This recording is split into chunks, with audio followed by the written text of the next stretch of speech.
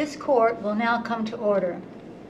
Continuing the matter of the People versus Richmond. Counselor, you may call your next witness. We call Larissa Matthews to the stand. Yes, like I said, the victim's apartment was undisturbed, so I would not classify this a break-in or burglary gone wrong. And as the crime scene investigator on this case, could you please describe the condition of Maria's body? Ms. Henderson's body was found in the middle of her living room, lying in the center of a shattered glass coffee table. Did the impact cause Maria's death? Yes, definitely.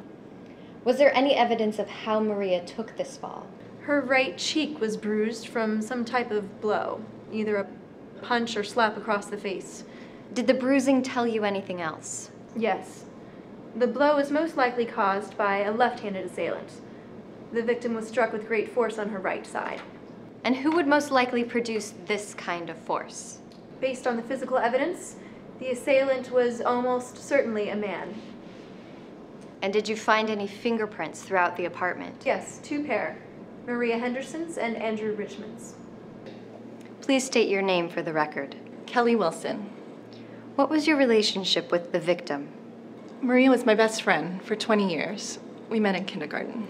And what is your relationship with the defendant? I've known Andrew for 2 years, since he started dating Maria. How would you describe their relationship?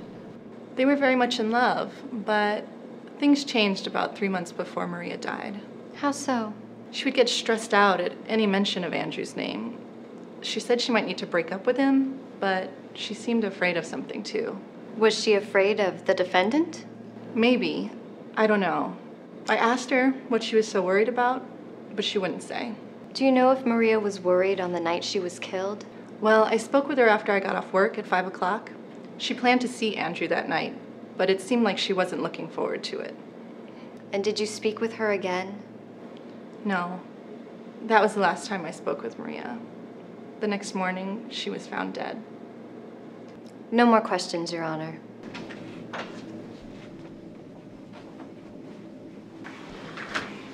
I hope dinner gets here soon. I'm hungry and I'm tired. What I'm tired of are those deli sandwiches. And don't you think it's bad enough that we're sequestered in here when this whole thing is so cut and dry? Please, Tony, how many times must I remind you that we can't talk about the trial? Oh, relax, Madam Foreman. I'm not going to say anything else. But doesn't anyone else here think that this is a little extreme? I mean, keeping us under lock and key just because the murder victim is the daughter of a U.S. senator? I mean, I can understand a little bit of security here and there because the senator's in the courtroom every day, but I mean, this is ridiculous. That's enough. It's only been 4 days. Let's just forget we're on a jury at all and enjoy some downtime. Emma, what are you going to do after the trial is over? Oh, about the job? Mm-hmm. I don't know. From the description earlier, it sounded like a good opportunity. I'd take a new job in a heartbeat. Yeah, I probably should take the offer, but part of me wants to travel a bit before I settle on 9 to 5. Oh, that's a good idea there. Trust me, babe, once you enter the workforce, you'll soon realize that the best vacation opportunities seem to be jury duty and bad chicken salad. Oh, food! Mr. Moorhead, could you please state your relationship to the defendant? I'm his boss at Harvey's Auto Body Shop. Andrew's worked for me for about 3 years. He's a good kid and a great employee. Probably the best one I have right now. What kind of hours does Andrew keep? He's there whenever we need him. We'll come in early or leave late. And what were his hours on October 23rd of last year? He came in a little later than usual, around 10, so he planned to stay until 6 or 7. He clocked out at 6:20. And did he say where he was going after work? He said he was planning to meet his girlfriend for dinner. Did you know Andrew's girlfriend? A little. She would drop by the shop every now and again. Thank you, Mr. Moorhead. No more questions, Your Honor? Miss Harding? Mr. Moorhead, you said the defendant left work at 6:20 on the 23rd. What time did he clock into work the next day? He didn't. I mean, he called in sick around 8 in the morning.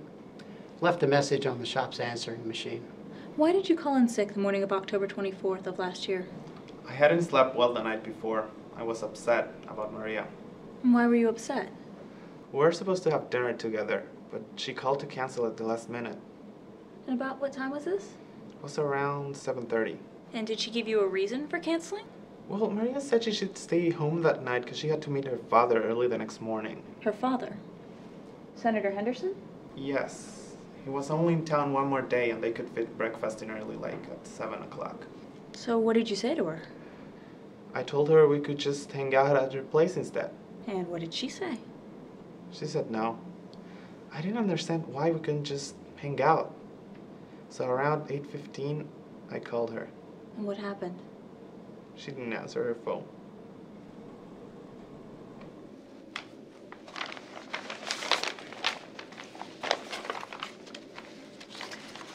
This says that we might want to start with a preliminary vote to see where we stand. Okay, all those who think the defendant is guilty and not guilty and undecided? Okay. Well, the physical evidence against Andrew is questionable at best. Even accepting all the prosecution's evidence, they still didn't prove intent. This was not murder. But Andrew was the only other person at that apartment. The fingerprints around that apartment don't prove he was there that night. They could have been days old. But what about the phone call? He only called once. What do you mean? Well, if he was so upset that he couldn't sleep, why didn't he call again? Exactly. He didn't call again because he was already in the apartment. No. I think he was at home, just like he said, and was trying to give her space. That's all. Well, the coroner placed the victim's death somewhere between 7:30 and 9:30 p.m. That means someone could have killed her before Andrew called at 8:15. We've been all over this before, and it doesn't add up. Besides, I think it was just a terrible accident. The slap may have been an accident, but leaving that girl to bleed to death on the floor certainly wasn't. Thank you. I still don't know. It does bother me that he called in sick the next day.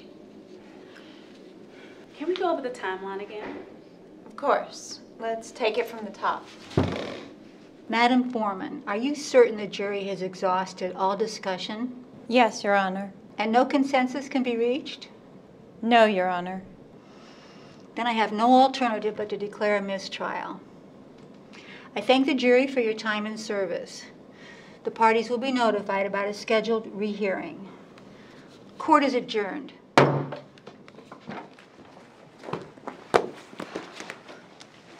Looks like we'll have another go. Take another look at your evidence, Angela. You got the wrong guy.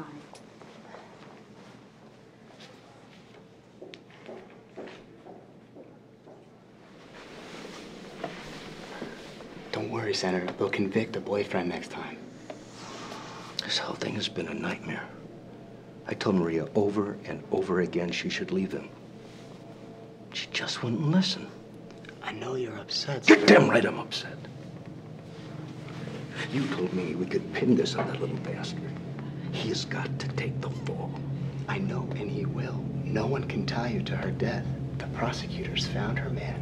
You have nothing to worry about. You better be right about that.